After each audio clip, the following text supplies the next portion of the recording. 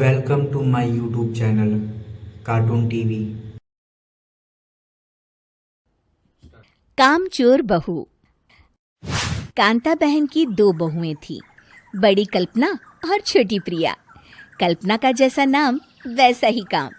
सारा दिन कल्पनाओं में रहती, ना कोई काम करती ना कोई धाम।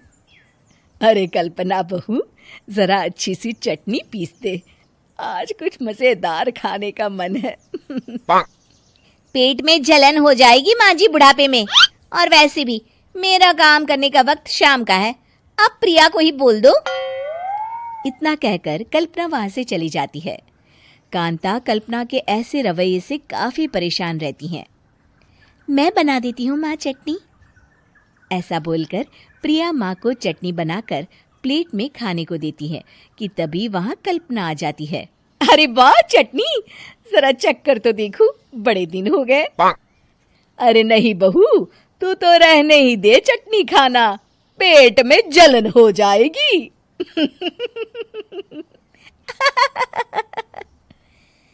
इतना कहकर कांता और प्रिया दोनों हंसने लगते हैं।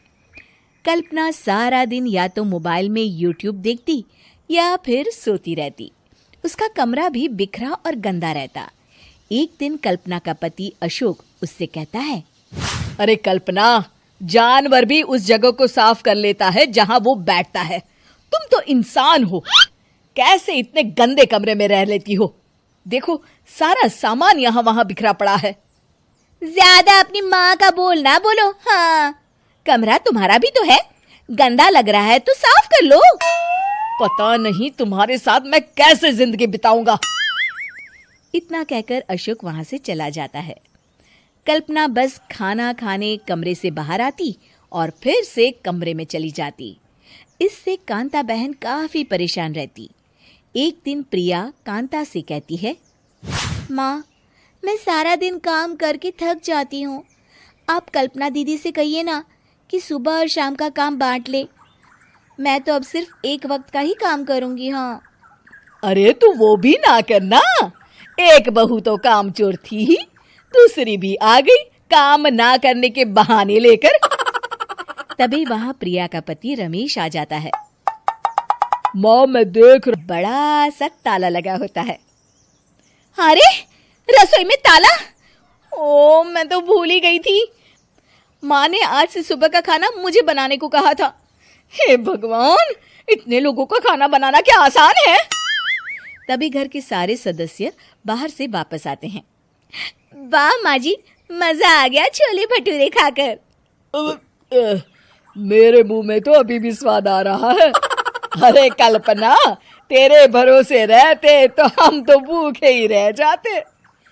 कल्पना को बहुत गुस्सा आ जाता है। अब बहुत हो गया, आज से मैं अपनी रसोई अलग कर रही हूँ, मैं अपना खाना खुद बना लिया करूंगी। कल्पना अपनी रसोई अलग कर लेती है, पर आए दिन उसका देर से उठना और काम न करने की आदत से वो भूखी ही रह जाती थी। उसी के सामने घर के लोग अच्छे अच्छे पकवान खाते और कामचोर कल्पना को जैसे तैसे ही खाना बनाकर खाना पड़ता। पर एक दिन तो हद ही हो गई। माँ, दीदी आज सुबह से कमरे से बाहर नहीं निकली, हमें जाकर देखना चाहिए।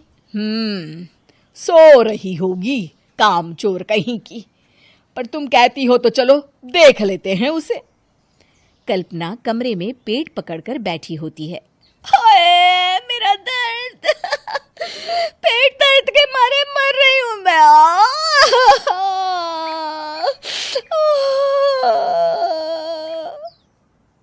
अरे दीदी क्या हुआ, पेट में दर्द क्यों हो रहा है?